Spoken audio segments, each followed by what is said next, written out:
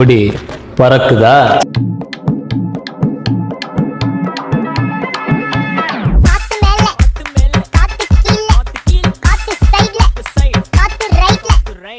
மண்ணுக்கே சொந்தக்கார அவன் தாண்டா. இந்த மண்ணை ஆள வேண்டியவனே அவன் தாண்டா.